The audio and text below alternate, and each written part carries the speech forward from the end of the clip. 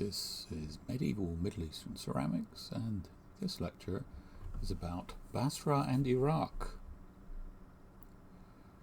So, this is the world, and let's zoom in a bit to the bit in the middle. And this is the Roman and Parthian empires, just before the Islamic expansion into these areas. And here's a couple of sites. Ctesiphon, the capital of the Parthian Empire, or at least the winter capital, major center of production of pottery, supposedly. Tarsus, Smyrna, Sidon, and Memphis. Now, Tarsus and Smyrna were known as production centers for lead-glazed ceramics in the Roman period. So these are all nice little cups with a copper-coloured high lead glaze. It's known to be made in other centres like southern Gaul up here and Rome, but these are some of the better-known centres. Sidon is not known as a pottery production centre, but it's very, very well known for glass production. In fact, all the coast of the Levant, from the coast of Syria up here through Lebanon and Israel, all of this would have been renowned for glass production. Sidon was the most famous, but there's a lot of it going on around here.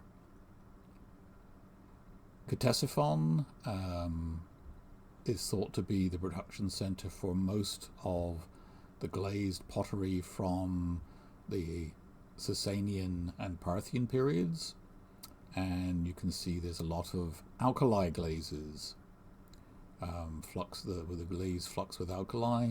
There's a copper colored again, turquoise, and they also have white glazes, and this is made white because of inclusions in the glaze that stop you seeing right through it. Crystals growing, silicate crystals, unabsorbed quartz and things like this. So quite diverse. Memphis is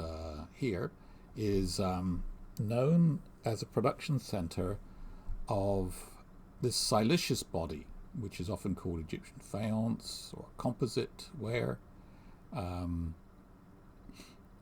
These are actually wasters from Memphis. This is a nice one. This was, but these all date from the 1st century AD. It's not thought that this production actually continued much further into the Roman period. It was quite important in the Ptolemaic period previously, and of course in ancient Egypt and pre-invasion, pre-Hellenistic Egypt was very important. But it seems that after the 1st century, they stopped making this in Egypt, which may or may not be true. Who knows what is true of things?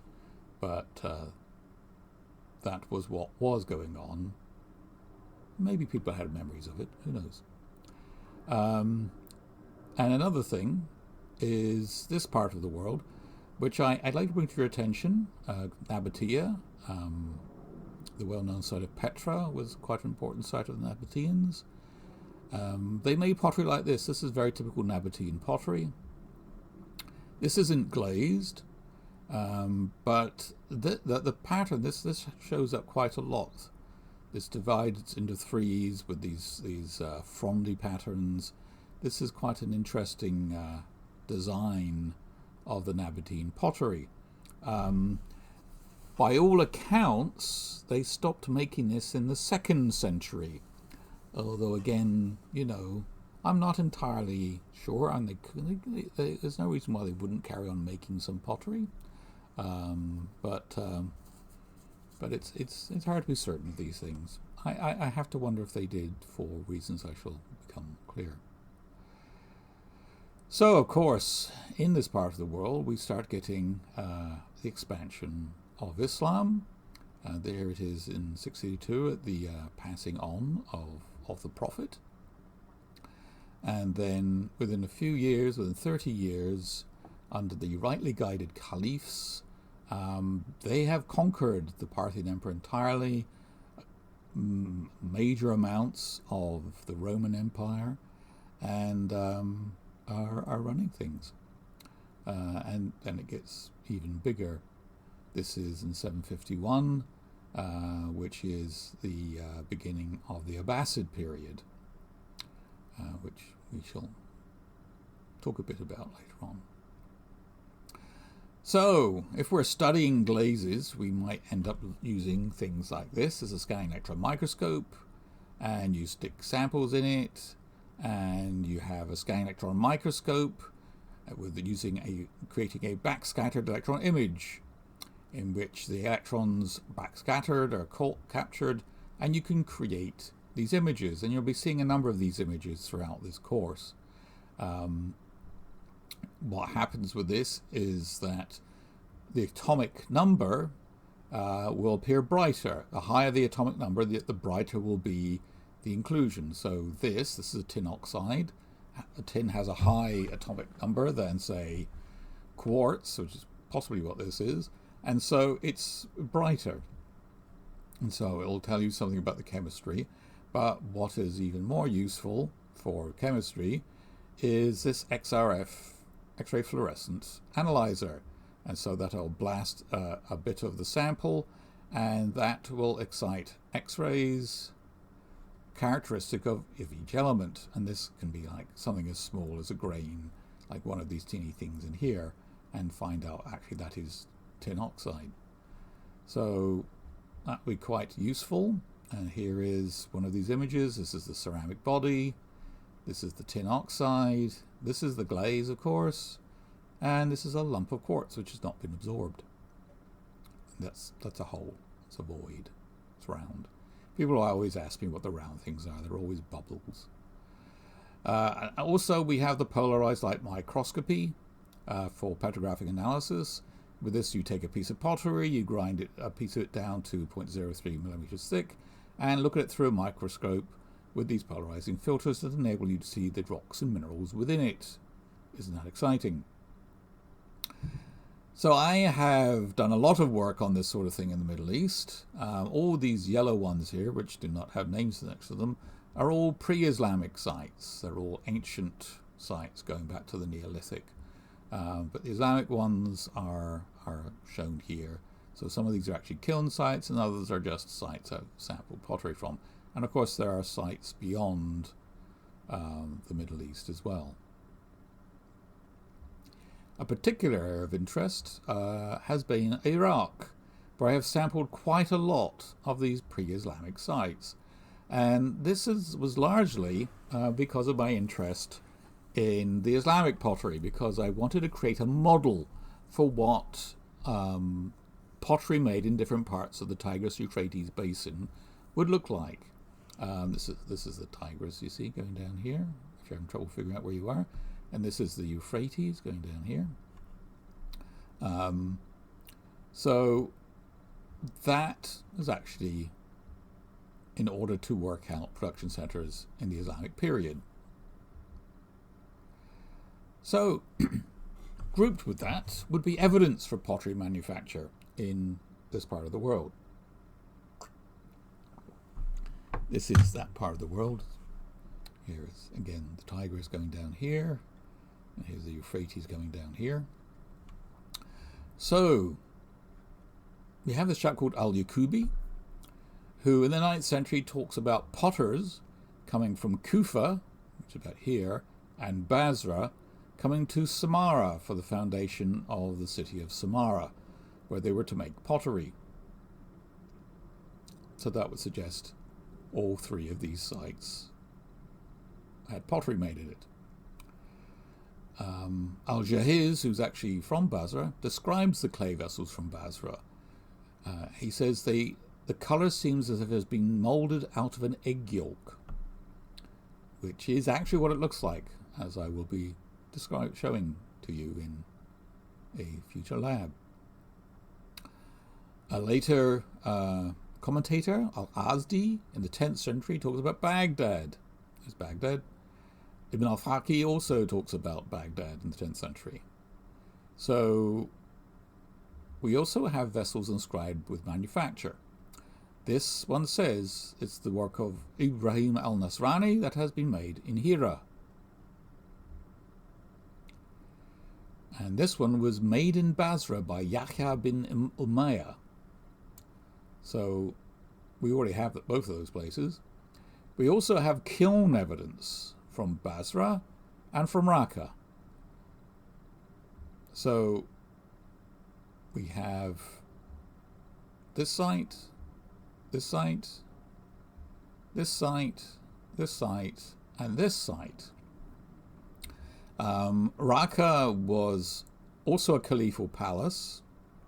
Samarra was a caliphal palace. Baghdad was originally a caliphal palace. The only one that wasn't really a caliphal palace was Basra, but we shall get to that. So Caliphs founded Baghdad and Samarra, and although there was a pre-existing city at Raqqa. In fact, there are probably pre-existing cities in all of these, but they built massive palace complexes there.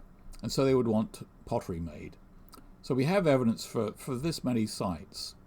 And from looking at things, the pottery from this part of the world of the Islamic period, I could only find about that many fabrics, as though I was only looking at these major production centers. For instance, I did not have any pottery which was shown to be made in Baghdad, no evidence for production from Baghdad that I could sample, but from using my model, I could suggest that this fabric was probably made in Baghdad. And this is the slip and this is the glaze. However, from Basra, we had evidence of manufacture. This is kiln furniture. This would have been used in the kiln. It's made of pottery, just the same as these vessels. But it would not travel far from the kiln at all. It would just probably be thrown away or could have been found in the kiln itself. Some of these pieces of pottery are wasters. They've all been destroyed in the firing. And so these would also have not traveled far from the kiln. In the case of these objects, their identification isn't entirely reliable because they weren't excavated by a noted archaeologist. They were found by an oil man wandering in the area of Old Basra. But he brought it to the Metropolitan Museum of Art, where the curator there, Charles Wilkinson, realized that they were evidence of production at Basra. And he always said that these yellow-bodied ceramics, if you remember the description of the egg yolk, were made at Basra. This is what the fabric looks in thin section. It's very different from all of the other Tigris-Euphrates basin fabrics, and I think this is because the clay does not come from the Tigris and Euphrates, it comes from somewhere else. It also has Aeolian sand grains in from the desert, which is also indicative, I think. This is glaze on this side. And that's because I think it comes from this river. And you probably have not heard of the Wadi Batin. It's not one of the great rivers of the Middle East, or it isn't now. But in the Pleistocene period, and during the last ice age, this was actually one of the great rivers of the Middle East. The rainfall in the highlands here would have drained across the desert and would have been deposited down around actually Old Basra here. Here is the area. This is modern Basra. So when you want to look for Basra on the map, you will find this place. But that's not actually the Basra we're talking about. That area is now called Az-Zubair, the town which developed around the tomb of a man called Az-Zubair. This is, I lifted this off a map. This is all in Google Earth, if you're wondering how I'm making these maps. But I got this distribution of marshlands from an old map. Probably most of this area was susceptible to flooding, but not the highlands up here. It's not very high. This is the deposits of the Wadi Batin. This is closing in on Basra here and Azubair here. Another thing we can add to building up our idea of what Basra was like is this. It's probably the only standing monument that's been standing since medieval times. It's the corner of a very large, very impressive Friday mosque, one of 3 that would have been built in the city. And it stood there for all of this time. People used to call it the Tower of Sinbad locally. So there are descriptions of Basra of the time. It's said to be about what I read as being 3 miles across at its narrowest part. So I put 3 miles here. What is this, you're asking? Well, what this is actually in Azubair. This is Azubair on a very cloudy day. This is a map of Azubair from 1940. One interesting thing you can see about this is it seems to have quite an orthogonal pattern, which is not normal for a town which supposedly grew up around a pilgrimage site and then expanded from that. Those usually have like a radial pattern. This would suggest that this is related to a pre-existing street pattern. You can see you have major streets coming across here, and they're all at right angles to them. This one's probably the random one. So this is that street pattern I have taken off of that map and put onto Google Earth. This is the cemetery. Now, cemeteries are very important. Cemeteries are always outside of the city. You don't want to put cemeteries inside the city. You always put them outside the walls. Judging by looking at other cities, this is a huge cemetery for this town. Usually they'd be like quite small for a town of that size, which would suggest to me that this is actually the cemetery of Old Basra. So if this is the cemetery, that would suggest that the wall would be about here.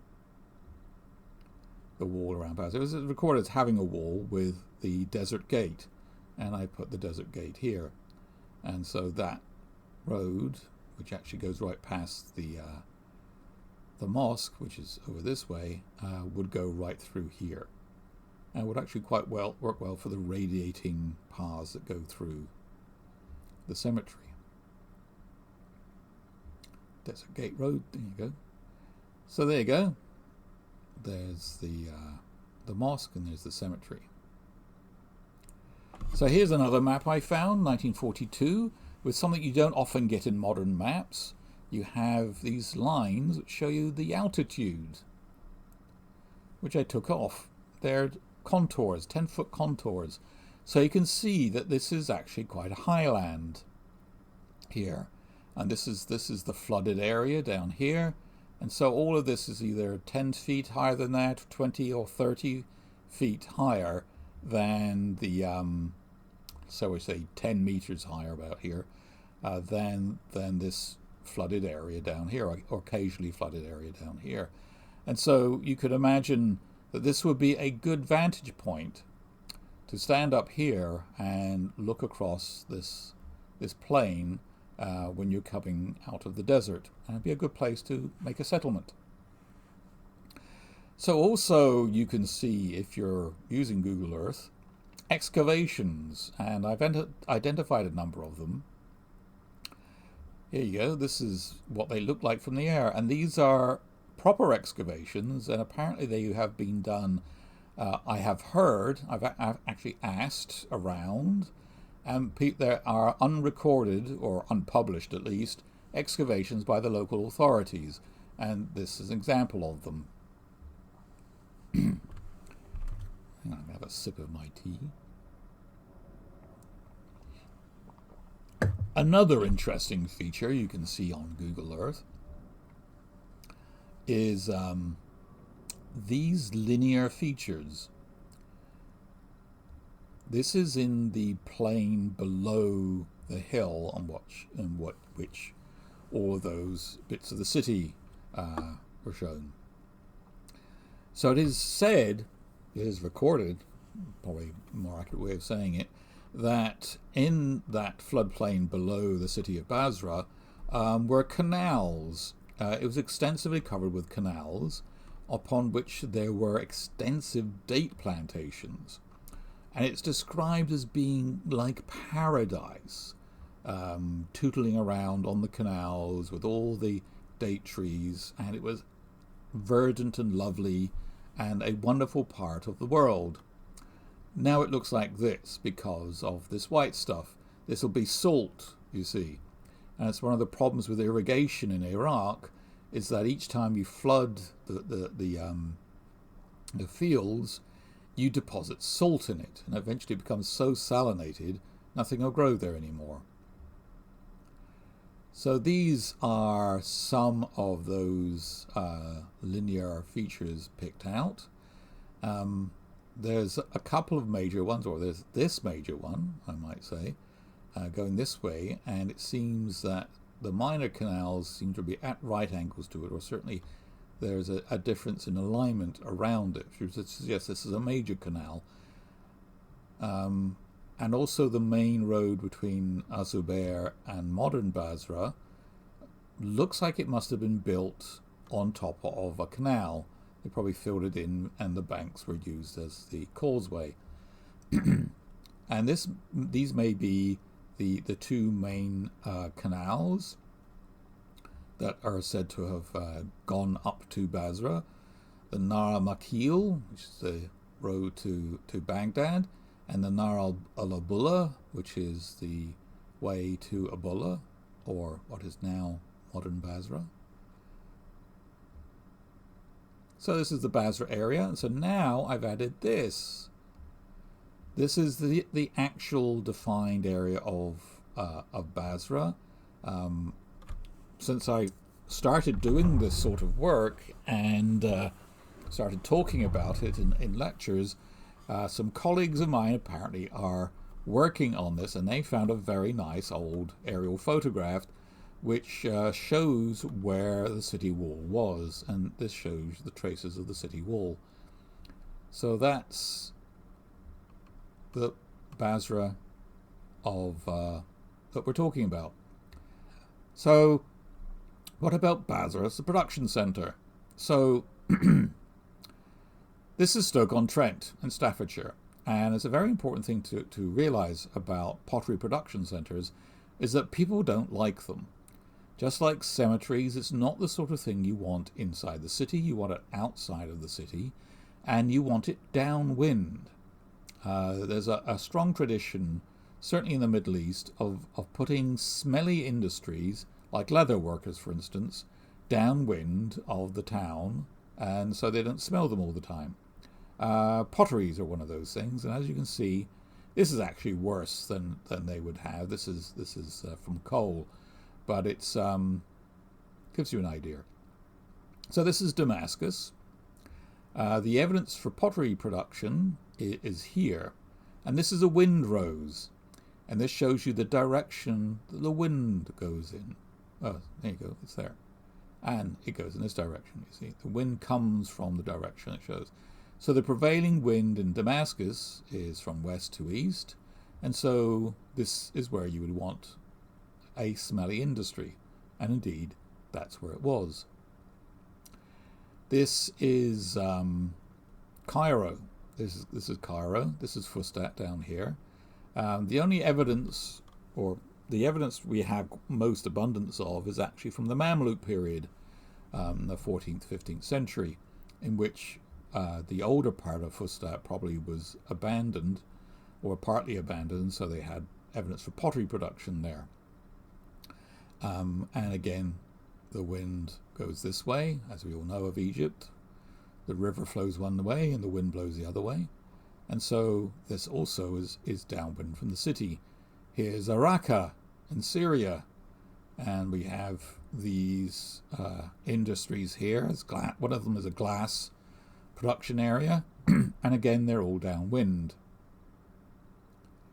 So that would suggest, here's the windrows, since the wind must be blowing in this direction almost all of the time, that any kiln sites would be south of here. So I started looking around south of there, and I found all of these holes in the ground. So this looks to me like clay pits. Of course, they could just be holes in the ground. There's all sorts of, you could be digging up clay to make mud bricks out of or something. The architecture of Basra would be mud bricks after all, and there'd be, city walls and lots of buildings, so they could be for mud bricks. But the thing about mud bricks, this is just to show you, this is, I showed you a picture of this pit. This is a big pit here at Hais in the Yemen. And this is what it looks like on the satellite. So it looks quite similar. So I looked over all of the area around Basra and only found them in this direction. And so if this was for clay bricks, for unfired clay bricks, it wouldn't need to be downwind because you're not firing it. And there doesn't seem to be any evidence that they were using fired bricks, so that would suggest these are all pits for making pottery. And there's quite a few of them, but there was a lot of pottery made at Basra. An awful lot of pottery was made at Basra, judging by the petrographic analysis evidence, and so that would be quite reasonable. The number of different pits, because I doubt that they're all for the same workshop, shall we say, and there are probably different workshops which will be slightly different. This is exactly what I find in these turquoise glazed vessels, which are found all over the Middle East and beyond as trade items, and are thought to have contained date paste. And of course, down here in the plains below here would have been a major production area of dates.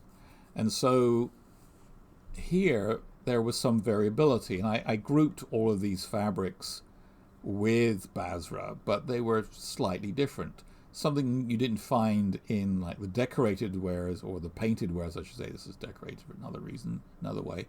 The painted pottery, which is probably more elitist or something, which was always of exactly the same fabric. So this diversity you can actually identify in the fabrics of this pottery. So Basra seems to be the main production center for a lot of the pottery that is of interest. So question is, why? Why was Basra an important production center, possibly the most important production center in the early Islamic world? This probably relates to its foundation. This is the Wadi Batin. This is actually the deposits of the Wadi Batin, or this is like the catchment area up here. So this is actually a gravel path. If you go to it now, it's actually a route from this part of the world to this part of the world. And so unlike the shifting dunes elsewhere, there's a nice firm gravel path going directly from this part of the world, so Medina and Mecca, into the heart of the Tigris-Euphrates basin of Mesopotamia. So you could imagine this would be a great place to invade from, and that's exactly what happened. This is the invasion route of the forces of Islam into the rest of the world, basically. And so this would have started in 633 with the first foray into the area. I've gone the wrong way. And from there, the armies of Islam spread, went up to Hira, then Kufa, and up to Ctesiphon, and basically conquering or defeating locally the Parthian army in 637, the Battle of Jalalwa.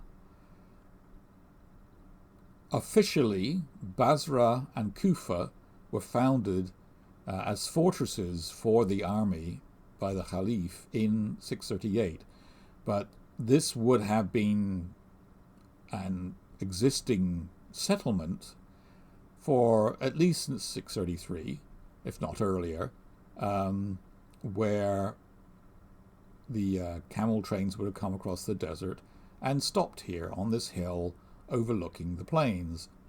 And so this would have been a military camp, and so the founding is more a matter of we're going to build a mosque and this is going to be a city, rather more than that's where people are.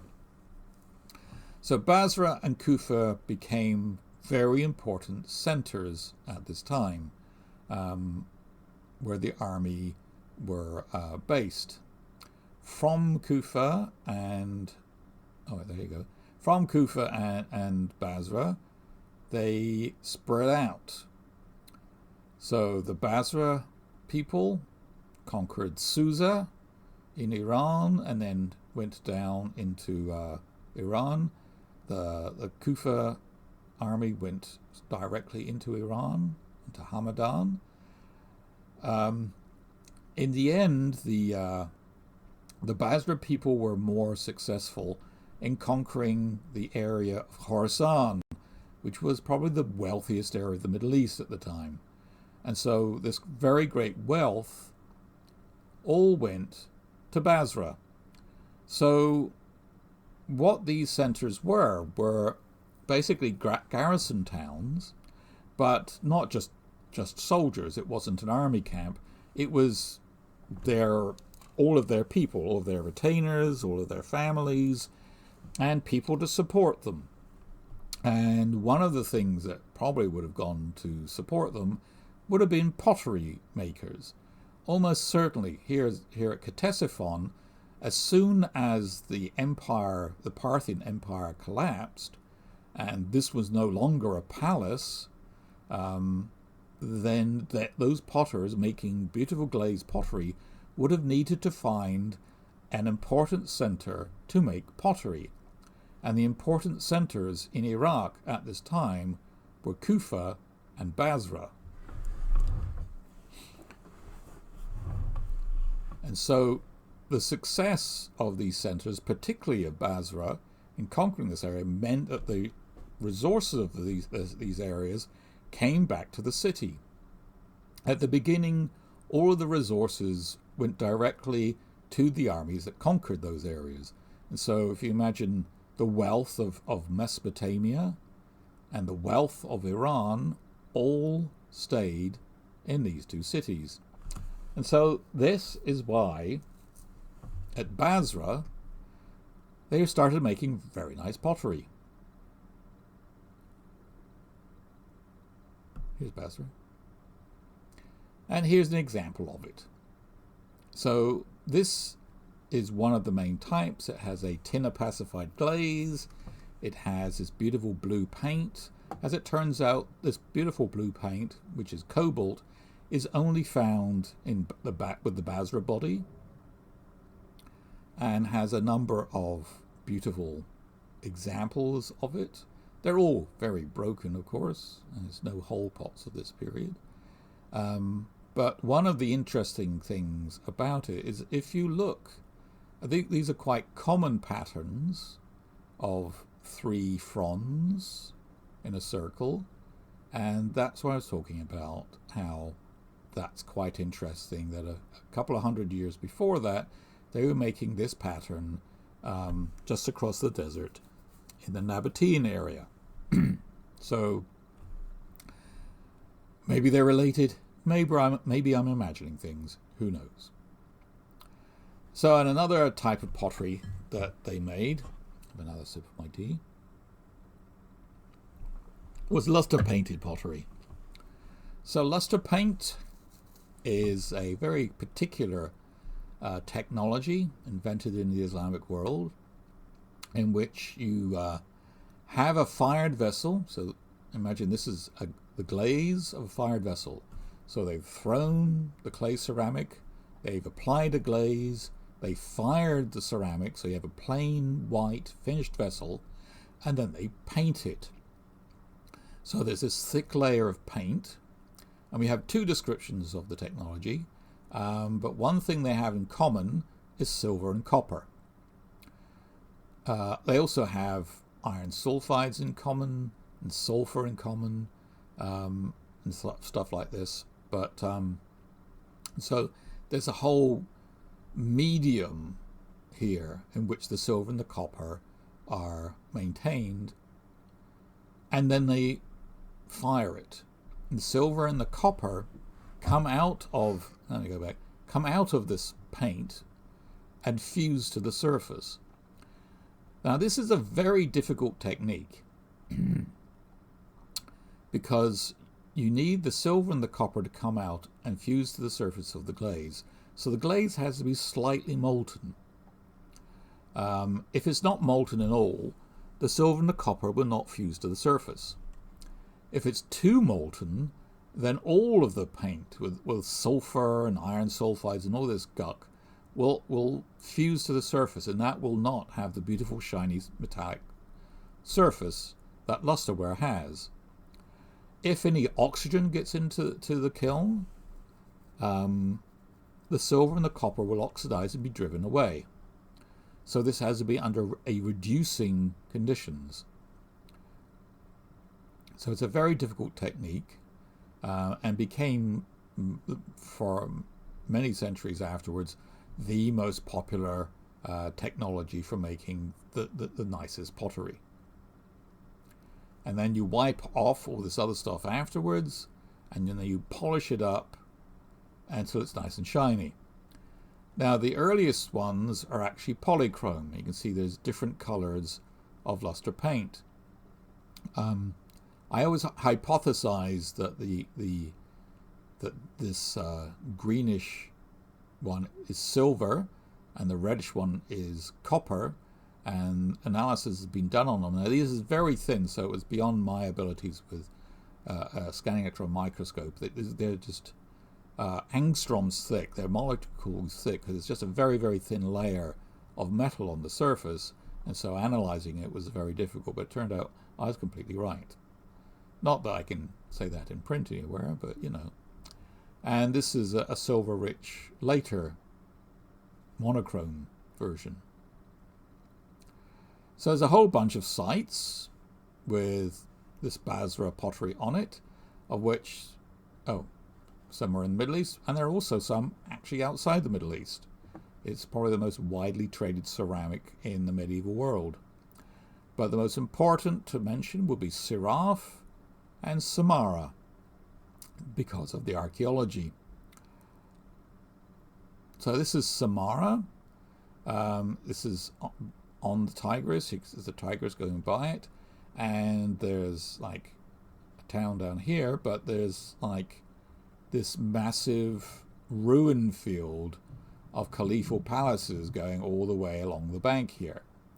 So this was founded in 836 or 221 of the Hijra, and then was abandoned by the caliphs in 884.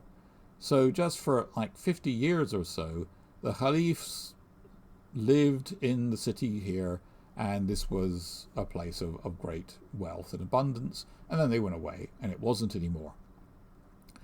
So that meant that archaeologists were very keen on it, and so there were excavations on here, partly because there's all this buildings just standing there still, but also because they thought this would be a very short period of occupation, and everything found there would be made in this period.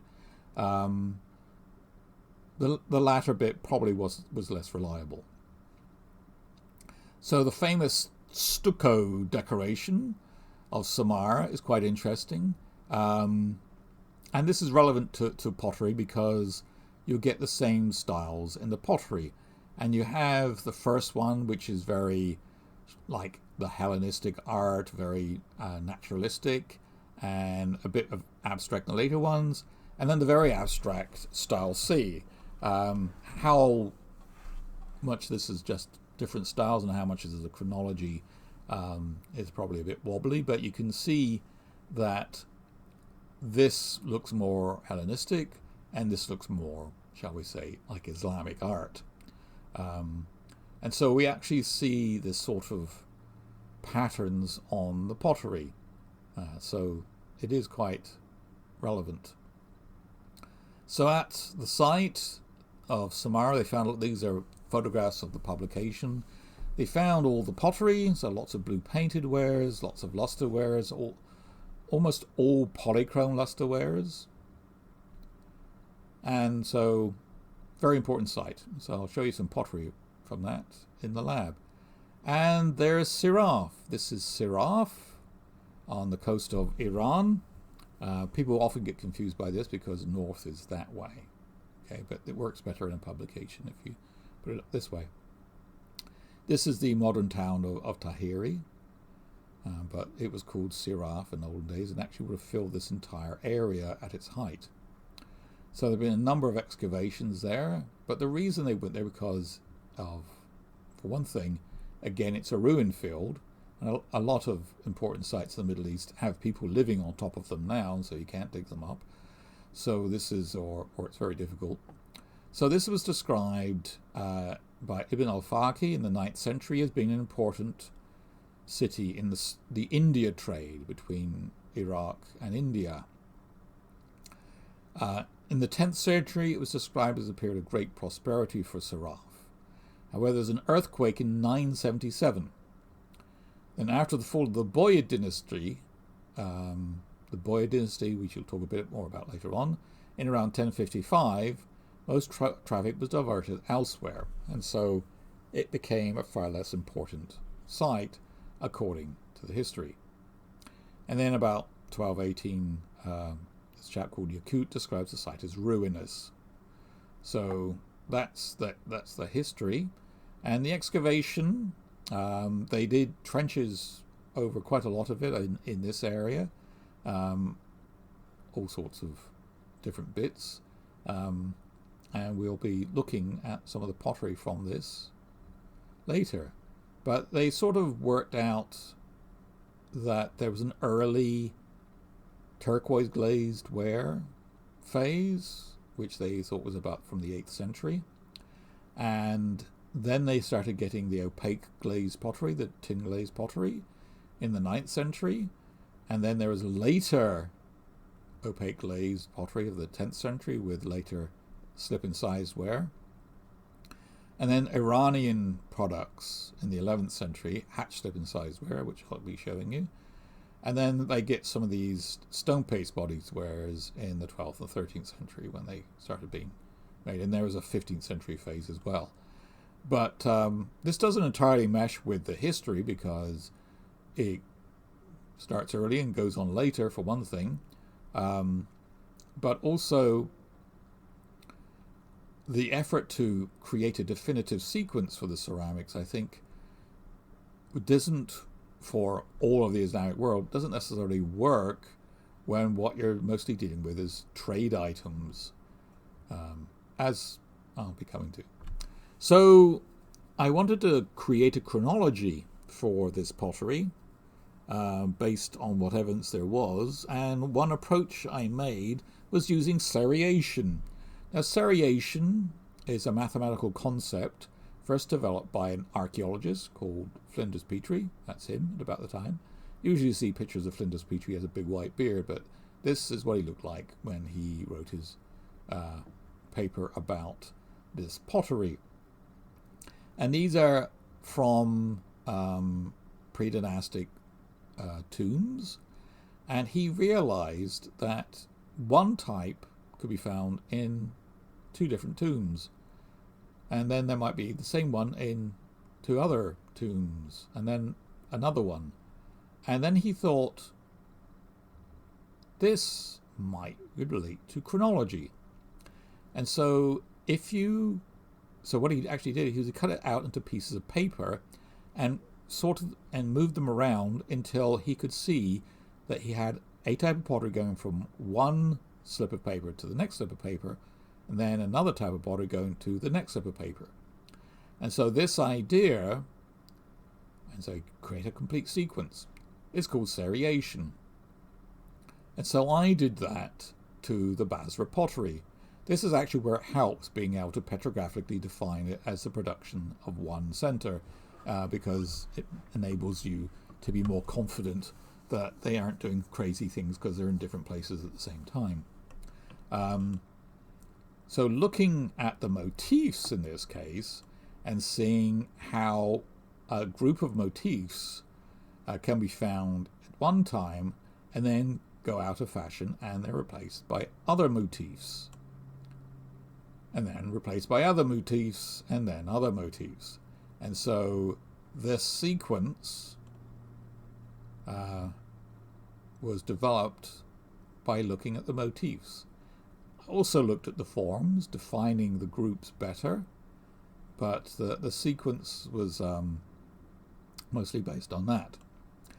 So after doing that, I looked at the available very wobbly and dodgy archaeological evidence, including excavations at Susa, excavations at Hira, Nippur, Raqqa, a standing building at Kairouan, the Samarra excavations, the site called Khao, which is actually in Southeast Asia, Madadat Azara, which is in Spain, and also datable Fatimid lusterwares, which are made about this time. These are made in Egypt, and of course we have a whole lecture about that, so don't worry about that too much. So all this dating evidence actually worked with the chronology quite well. So this type is only found at Susa. So this is the phase 1. So in this phase, the overwhelming majority of the pottery that I have been able to find is found at Susa. And one piece I found at Bahrain. Here's Basra. We don't have, or I haven't seen any of the pottery from Basra that's been excavated by anybody, but I assume there'll be some found there. But one of the things that's important to realize about that in this case is that if this is as early as I believe it is, this would probably be made when the biggest market you would have for your pottery in this part of the world is in fact Basra, because here you have this massive city, and it was a massive city, filled with the wealth of half of the wealth of Mesopotamia and half of the wealth, or most of the wealth actually, of Iran was pouring into this city. And so if you had the potters here making nice pottery, they only needed to make it for the people of Basra, and possibly very closely related cities, like Susa was conquered by the Basrans, and so would have been an important client place. What the piece in Bahrain was doing, I don't know. But I could see how this very important pottery would only be found at Susa, and not anywhere outside of that area, because the potters at Basra, by this phase, were not into long-distance trade. All the wealth they needed to provide was right here in town. So the distribution reflects that. Elsewhere, there's lots of other pottery. This is typical pottery found in the West, painted pottery, in the Jordan, that sort of thing. So the glaze at that time, so here's the body, and the tin opacified glaze. The tin is found mostly along the interface. In fact, this is very much like the pre-Islamic glazes, in which a lot of the opacity is created by undissolved quartz and also other crystals. These are other crystals, other silicate crystals, which are grown in the fabric. And so any light trying to come through and bounce off the ceramic would have all this other sort of interference as well, the traditional Mesopotamian interference. So the tin, which here is only found along the surface, is actually a good addition but not necessarily the only thing going on. Where the idea for tin came from probably came from the glassmakers of Sidon and Western Syria, because they were making tin opacified glass previously. So this may be one of the effects of conquering all of this area. This would have been an alkali glaze to start with, to which they added tin and lead. The tin oxidizes, because it has to be an oxide, very well in the presence of lead. So what would have happened would have been they wouldn't have added just tin to an alkali glaze and lead to an alkali glaze. They added this tin and lead material to an alkali glaze. And so it becomes a hybrid of lead and alkalis as the flux, with tin as the opacifier. So you have these four main types of glazes now. You have lead glazes, you have alkali glazes, you have hybrid glazes, which are flux with both elements together at the same time, and you have tin glazes, which are not talking about the fluxes, they're talking about the opacifier. So we'll be calling them all four of those things as we proceed. So we also have Nippur and Hira, not very reliable, but still it's in the right place. And in this time we have the tin is now more widely disseminated throughout the body. So this really looks like it's a sequence, because you have it becoming progressively like later tin opacified glazes. But here you can also see the silicates in the body as well, in the body of the glaze. And so this is not a fully developed tin opacified glaze, although there is tin in it. It's only in the later phases where, when we look at it through the SEM, we see that it's just tin here, making the glaze opaque and white, and not the traditional Iraqi approaches to opacification. So in phase 2, there's a much wider distribution of the pottery. Again, this is mostly with major trade partners. Nishapur was a major city in the area of Khorasan that the people of Basra, the army of Basra, had conquered. Istakhr also was a major center in the region conquered by Basra.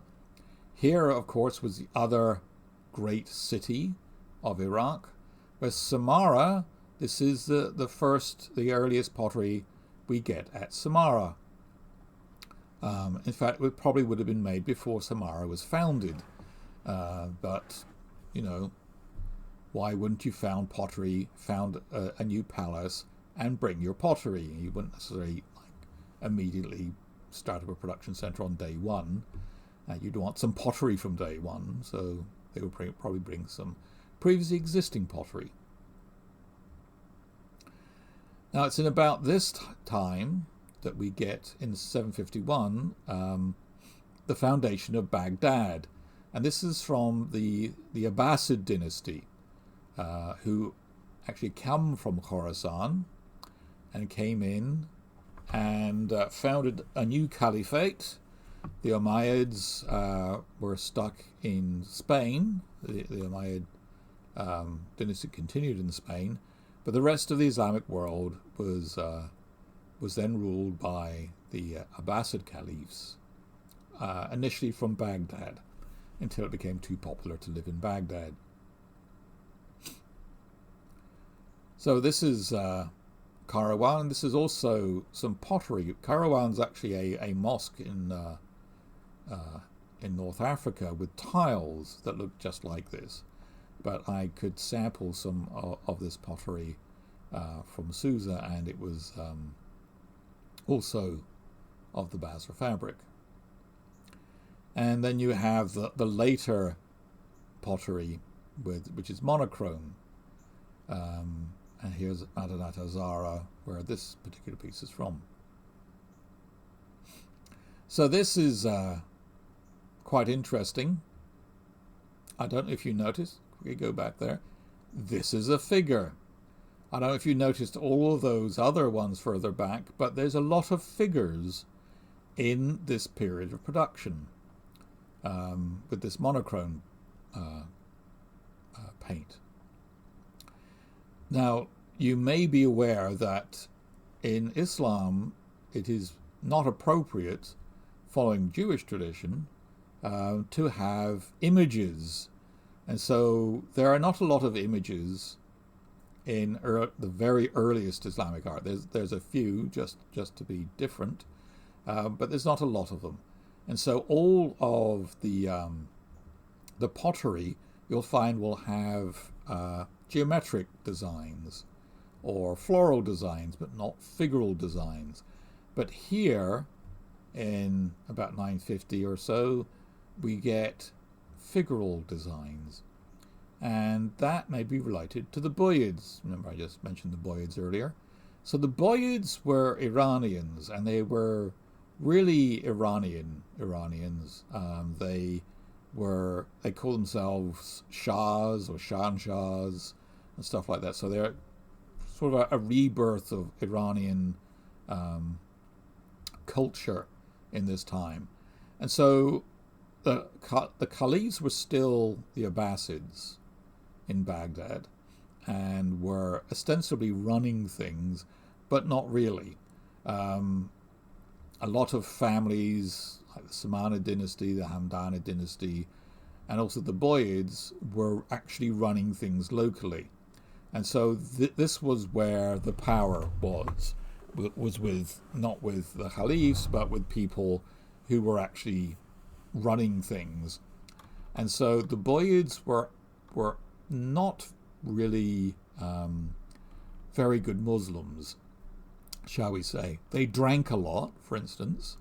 They were Shia, which I shall talk about more later, of the two branches of Islam, Sunni and Shia, but that doesn't make them bad Muslims, although Shia is a bit more tolerant of certain